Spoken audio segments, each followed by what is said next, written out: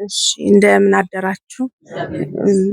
እኔ እዚህ ስመጣ በጣም ታምሜ ነበረ። በአንድ ጎኔ መራመድ አልችልም ነበረ። በጣም ነው እግሬ በጣም መንቀሳቀስ አልችልም ነበር እና መቀመጥም መቆምም አልችልም ነበረ። ሰው ነው እንዳጋጣሚ ይዞኝ የመጣው ማላውቀው ሰው ማለት ነው።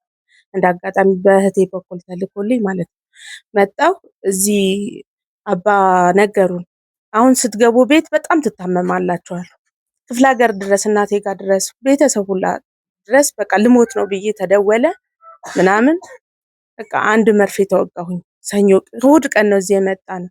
ሰኞ ቀን አንድ መርፌ ተወጋሁኝ። ማክሰኞ እኔ ጸበሌን ነው የምጀምረው መርፌ አልወጋም ብዬ ቀጥለት ብዬ ያዘዙልኝ ጸበሌን ተጠመቅኩ።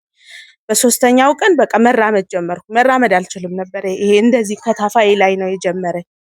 ከዛ ቀጥለት ብዬ 7ቱን ጨረስኩ። ከዛ ያኛውንም ያዘዙልኝን ጨረስኩ። አሁን ክብር ለሱ ይሁን ወገቤንም እግሬንም ተሻለኝ። ትንሽ አሁን ሆዴ ላይም በጣም ይገላበጥ ነበር። እንደ ልጅ ነው የሚገላበጠው። በቃ እርጉዝ ነኝ ብዬ ሂጄ ስመረመር ምንም ነገር የለም ይሉኛል። አሁን ሆዴም ላይ የሚገላበጥ ነገር ጠፍቷል። አሁን ግን ትንሽ እንደ እንቅልፍ አይን የሚያሳብጠኝ ብቻ ነው የቀረው። ሴቶች በእልልታ ወንዶች በጭብጨባ አመስግኑልኝ። አባም እድሜና ጤና እግዚአብሔር የተመሰገነ ይሁን። አባንም እድሜና ጤና ይስጣቸው ብላችሁ አመስግኑልኝ። እድሜና ጤና ይስጦት፣ ኑሩልን፣ ለሁሉም ሰው እንድደርሱ ያድርግልን። ከኔ የጎደለው መድኃኒዓለም ይሙላበት። እግዚአብሔር ይመስገን። እንግዲህ ጨርሶ ደግሞ ደስተኛ አርጓት በሰላምና በደስታ ያኑራል። እንግዲህ ከዚህ በላይ ምን አለ? ስለዚህ ይሄ ነው እንግዲህ እግዚአብሔር ምሕረቱን ቸርነቱን ሰጥቶ በፍቅርና በደስታ ያኑራት።